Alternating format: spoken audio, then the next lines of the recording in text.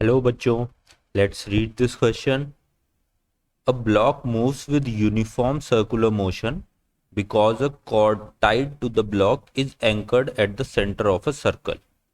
Is the power due to the force on the block from the cord positive, negative और zero?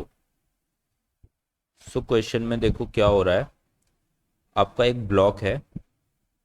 Let's say this is your block of certain mass m और ये जो है एक circular motion कर रहा है, right यानी ये सर्कल के अराउंड ऐसे रोटेट कर रिवॉल्व कर रहा है और यहाँ पे सेंटर से एक कॉर्ड से इसको बांधा हुआ है.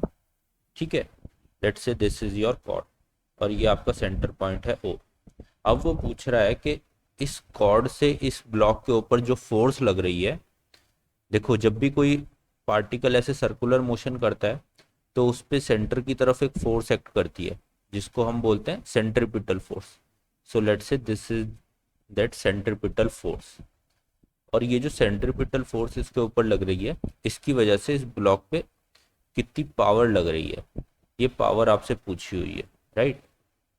Power due to this centripetal force F C, ये कितनी होगी, इसकी वैल्यू आपसे पूछी है. ये पॉजिटिव होगी, नेगेटिव होगी या फिर जीरो होगी. सो देखो की कॉन्सेप्ट इस क्वेश्चन में जो लगता है, की कॉन्सेप्ट आपको पता होना चाहिए.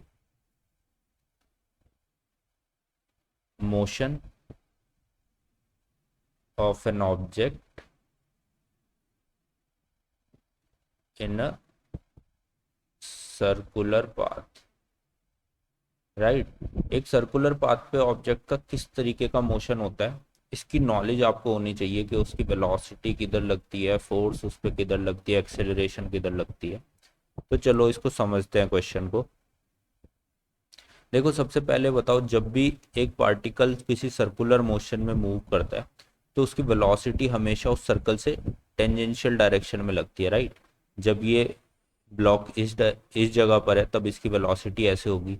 जब ये घूमते घूमते इधर आ जाएगा तो फोर्स तो इसकी अभी भी सेंटर की तरफ ही लग रही है, एफ सी, लेकिन इसकी जो वेलोसिटी है वो इस डायरेक्शन में लग रही है, राइट.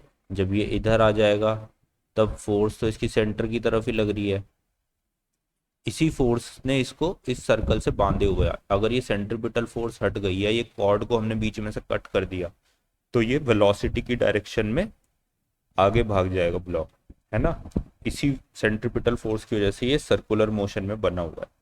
सो देखो पावर हमको कैलकुलेट करनी है तो पावर का फॉर्मूला हमको पता है क्या होता है, force dot velocity, F vector dot V vector, ये हमारा पावर का फॉर्मूला होता है, राइट. इसको हम क्या लिख सकते हैं, F V cos theta. Theta is the angle between vector F and vector V. This is your theta. अब इस केस में देखो क्या हो रहा है, आपके फोर्स और वेलोसिटी के बीच में हमेशा जो थीटा है, this is your theta, this is your theta, right.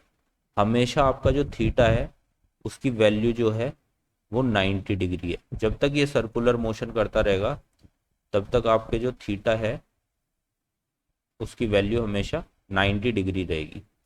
सो इसका मतलब आपकी जो पावर आने वाली है वो कितनी आने वाली है, एफ वी कॉस 90 डिग्री. और कॉस 90 की वैल्यू हम जानते कितनी होती है, zero, right. So it means कि आपकी जो पावर आने वाली है उसकी वैल्यू भी जीरो होगी. तो इस सेंट्रीपिटल फोर्स की वजह से जो पावर इस ब्लॉक पे लग रही है वो कितनी है, जीरो. तो zero is your correct answer. So I hope you understand this question. Good luck.